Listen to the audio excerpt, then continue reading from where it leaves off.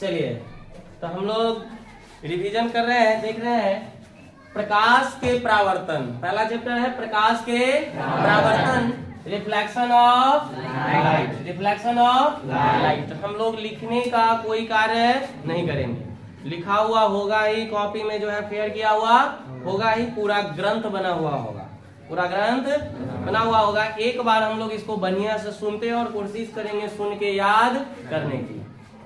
तो सबसे पहले ध्यान देंगे कि प्रकाश क्या है, प्रकाश क्या है, या प्रकाश को परिभाषित करें, प्रकाश को परिभाषित करें। तो हम लोग कहते हैं कि प्रकाश वह भौतिक कारक है, प्रकाश वह भौतिक कारक है जिसकी सहायता से, जिसके सहायता से किसी वस्तु को देखते हैं या देखने की संवेदना उत्पन्न होती है, जिसकी सहायता से किसी वस्तु को देखते हैं या देखने की संवेदना उत्पन्न होती है, देखने की संवेदना उत्पन्न होती है।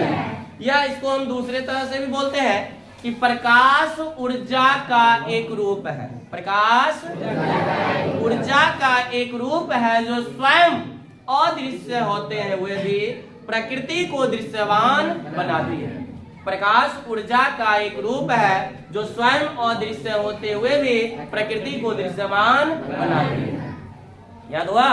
तो यानी कि प्रकाश क्या है? प्रकाश वह भौतिक कारक है, प्रकाश वह भौतिक कारक है जिसकी सहायता से किसी वस्तु को देखते हैं या देखने की संवेदना उत्पन्न होती है, किसी वस्तु को देखते हैं या देखने की संवेदना उत्पन्न होती है। उसके बाद कहता है प्रकाशीय स्रोत, प्रकाशीय स्रोत, ध्यान दीजिएगा, प्रकाशीय स्रोत, स्रोत का मतलब होता है जिससे प्राप्त होती है, जिससे निकलती है, जिससे हम लोग जनरल वे में जानते हैं, जिससे पानी निकलती है पानी का स्रोत, जिससे हवा निकलती है हवा का स्रोत, तो जिससे प्रकाश निकलती है आसानी से हो जाएगा।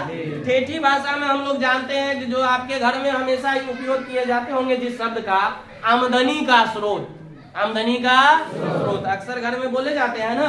तो यानी कि किसी के आमदनी का स्रोत जो है, जिनके गार्जियन मतलब नौकरी कर रहे हैं तो नौकरी है, खेती पथारी कर रहे हैं तो आमदनी के स्रोत खेती पथारी, दुकान कर रहे हैं तो आपके आमदनी का स्रोत दुकान, यानी दुकान कर रहे हैं तो आपके आमदनी का स्रोत क्या हो गया? दुकान हो गया। तो वही बात है कि जिससे हमें प्राप्त होती है वह क्या कहलाता है? स्रोत। प्राप्त क्या होती है?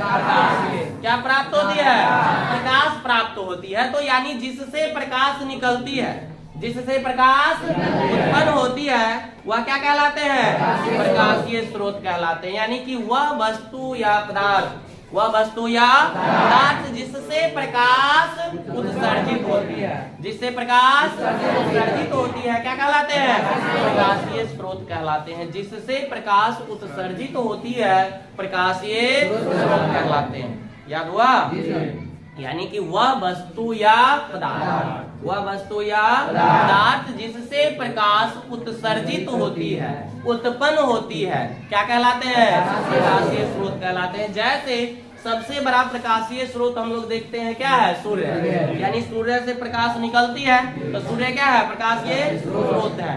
ये विद्युत बल्ब, इससे प्रकाश क्या है? निकलती है, तो ये क्या होगा? प्रकाशीय स्रोत। मान लो घर में डिबिया, लैंप, लालटेन इत्यादि का उपयोग करते हैं, वह क्या है? प्रकाशीय स्रोत है। तो इसमें हम लोग को दो कंडीशन दिख रहा है, एक तो सूर्य तारा, सूर्य तारा हो गया, आपको जो है भगजोगनी हो गया, लैंटर्न फिश हो गया, विद्युत बल्ब हो गया, मोमबत्ती हो गया, लालटेन हो गया, डिबिया हो गया।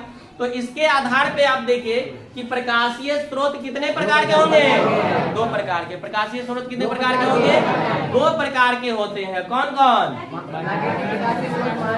प्राकृतिक प्रकाशीय स्रोत और मानव निर्मित प्रकाशीय स्रोत। प्रकाशीय स्रोत मुख्यतः दो प्रकार के होते हैं, प्राकृतिक प्रकाशीय स्रोत और मानव निर्मित प्रकाशीय स्रोत। तो प्राकृतिक प्रकाशीय स्रोत हम लोग जिसको ठेठी भाषा में कहते हैं भगवान के देल है, ये भगवान का दिया हुआ है। तो विज्ञान में वो भगवान नहीं, वो क्या होते हैं? प्रकृति होते हैं। वो क्या होते हैं? यानी जिसका निर्माण प्रकृति द्वारा किया गया है वो क्या है? प्राकृतिक प्रकाशीय स्रोत है। जिसका निर्माण मनुष्य द्वारा किया गया है, जिसका निर्माण मनुष्य द्वारा किया गया है वो क्या है? मानव निर्मित प्रकाशीय शब्द में ही इसका परिभाषा छिपा हुआ है, ध्यान रखिएगा। प्राकृतिक प्रकाशीय स्रोत यानी जिसका निर्माण प्रकृति द्वारा हुई है, अर्थात जिसका निर्माण मनुष्य द्वारा संभव नहीं है, वह क्या कहलाएंगे? यानी वह प्रकाशीय स्रोत जो है क्या कहलाएंगे? प्राकृतिक प्रकाशीय स्रोत कहलाते हैं। और जिस प्रकाशीय स्रोत का निर्माण, जिस प्रकाशीय स्रोत का निर्माण मनुष्य द्वारा किया गया है, किसके द्वारा? मनुष्य द्वारा किया गया है, वह क्या कहलाएगा? मानव निर्मित प्रकाशीय स्रोत। कोई दिक्कत नहीं है। यानी प्रकाशीय स्रोत कितने प्रकार के? दो प्रकार के। बार बार रिपीट कर रहे हैं जिससे आपको आसानी से क्या हो, याद हो जाए। यानी कि प्रकाशीय स्रोत कितने प्रकार के होते हैं? दो प्रकार के होते हैं। एक क्या होगा? प्राकृतिक प्रकाशीय स्रोत, दूसरा मानव निर्मित प्रकाशीय स्रोत। मानव निर्मित प्रकाशीय स्रोत होता है। तो प्राकृतिक यानी कि वह प्रकाशीय स्रोत जिसका निर्माण प्रकृति द्वारा किया गया हो, क्या कहलाते हैं? प्राकृतिक प्रकाशीय स्रोत कहलाते हैं। मानव निर्मित प्रकाशीय स्रोत, वह प्रकाशीय स्रोत जिसका निर्माण मनुष्य द्वारा किया गया हो, क्या कहलाते हैं? मानव निर्मित प्रकाशीय स्रोत कहलाते हैं। कोई दिक्कत? इसके बाद आती है प्रदीप्त वस्तु और अप्रदीप्त वस्तु। प्रदीप्त वस्तु और यानी कि हम लोग चैप्टर प्रकाश पढ़ रहे हैं, इसके आधार पर वस्तु को कितने भागों में बांटा गया? यानी प्रकाशीय गुण के आधार पर जो है वस्तु को कितने भागों में बांटा गया है? दो भागों में बांटा गया है। एक है प्रदीप्त वस्तु और दूसरा क्या है? अप्रदीप्त वस्तु है। तो ध्यान दीजिएगा, प्रदीप्त, प्रदीप्त और दूसरा क्या है? अप्रदीप्त, अप्रदीप्त वस्तु। तब प्रदीप्त जो है इसको ऐसे समझिए, ठेठी भाषा में समझिए, प्र अजोर दीप्त, प्रजोर दीप्त। और ये क्या हो जाएगा? अजोर प्र अजोर क्या हो जाएगा? दीप्त। इससे ये बना हुआ है, ध्यान देना है। प्र का मतलब होता है स्वयं, प्र का मतलब क्या होता है? और दीप्त का मतलब होता है प्रकाशवान। दीप्त का मतलब होता है प्रकाशवान। जो स्वयं प्रकाशवान होगा वो क्या कहलाएंगे? प्रदीप्त वस्तु कहलाएंगे। और अ मतलब होता है नहीं, अ मतलब क्या होता है? नहीं। अप्र मतलब स्वयं, और दीप्त मतलब प्रकाशवान। दीप्त मतलब क्या होता है?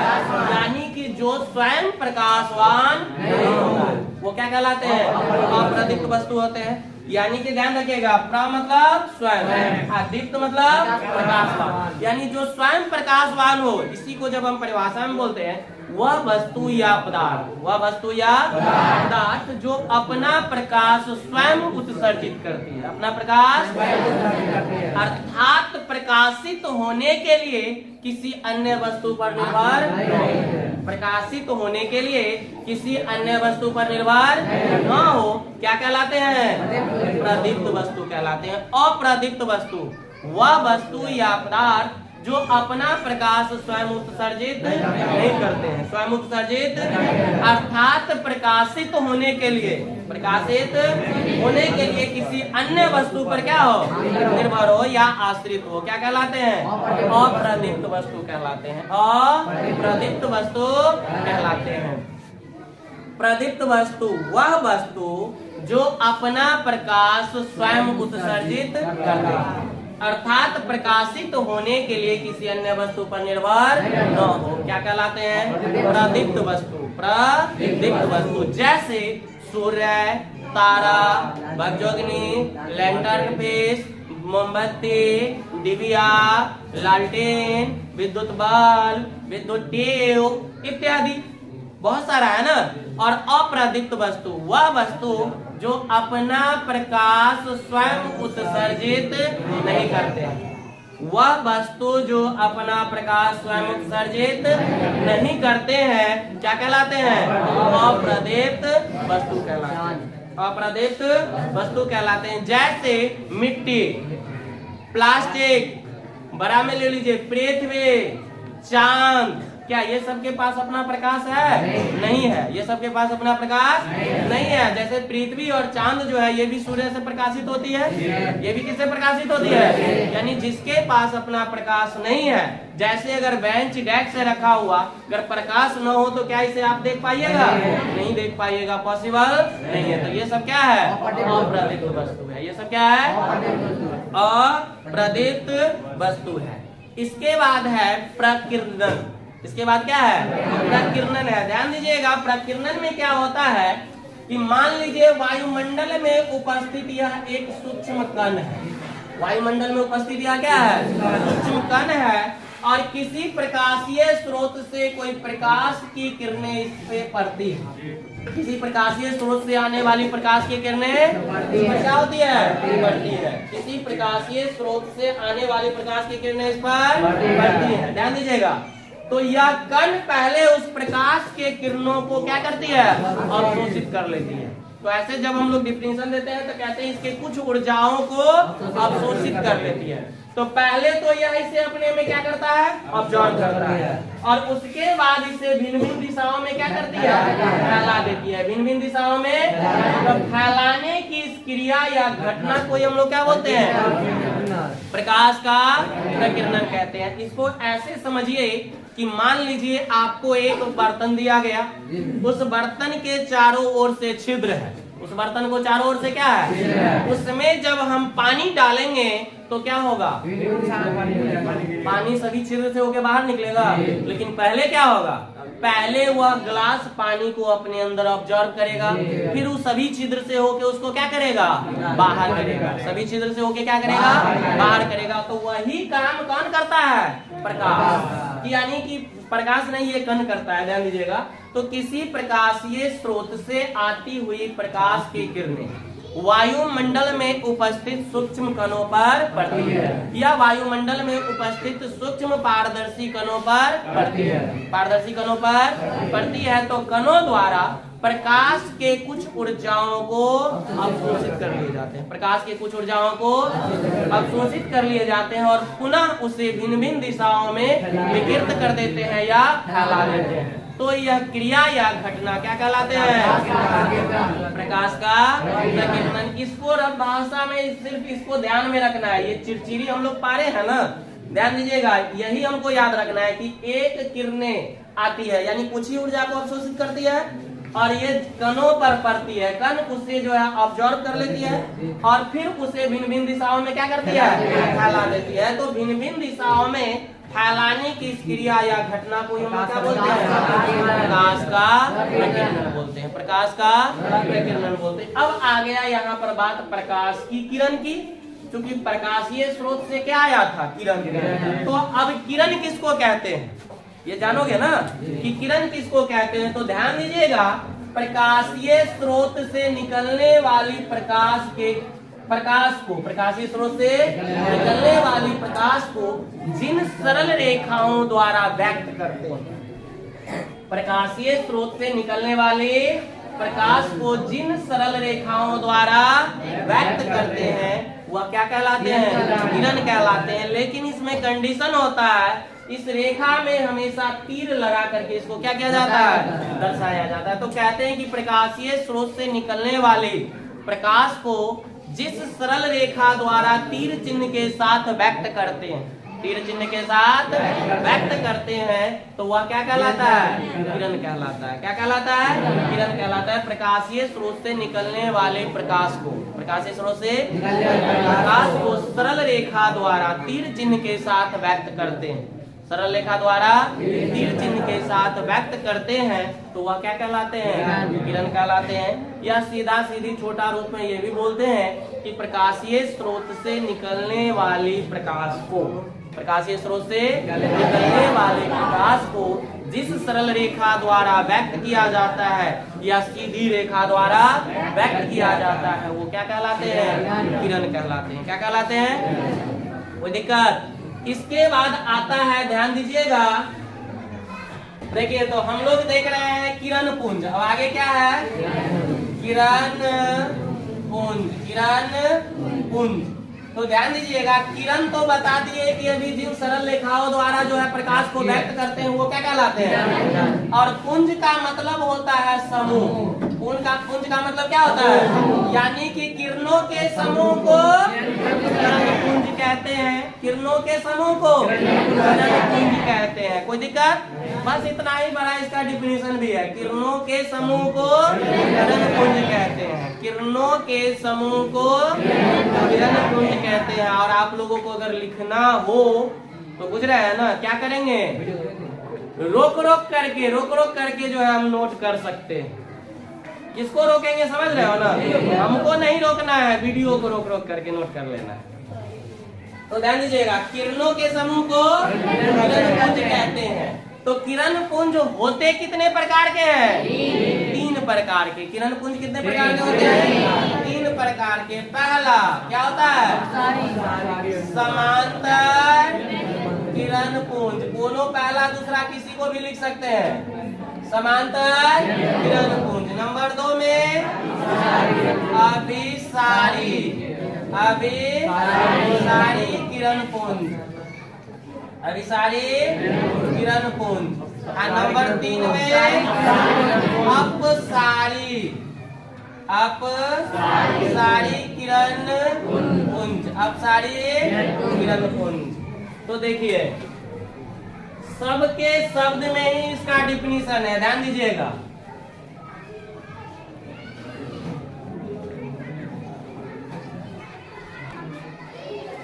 हम लोग देख रहे हैं समांतर किरण पुंज। क्या देख रहे हैं, समांतर किरण पुंज। तो समांतर मतलब एक दूसरे के सभी रेखा क्या होगा, समांतर होगा। समांतर मतलब सभी रेखा एक दूसरे के क्या होगा। किरण पुंज मतलब किरणों के समूह। तो किरणों के वैसा समूह जिसमें प्रत्येक किरण एक दूसरे के क्या हो, समांतर हो। किरणों का वैसा समूह जिसमें प्रत्येक किरण एक दूसरे के समांतर हो, क्या कहलाते हैं, समांतर किरण पुंज कहलाते हैं। देखिए, तो ये समांतर किरण पुंज है। और समांतर रेखा में पता होगा कि किसी भी 2 रेखाओं के बीच की यदि लंबवत दूरी क्या हो, समान हो, यानी प्रत्येक बिंदु का लंबवत दूरी समान हो, तो ये समांतर कहलाते हैं। तो इसमें प्रत्येक रेखा एक दूसरे के क्या है, समान। तो किरणों के वैसा समूह जिसमें प्रत्येक किरण एक दूसरे के समांतर हो, क्या कहलाते हैं। दूसरा है अभिसारी किरण पुंज।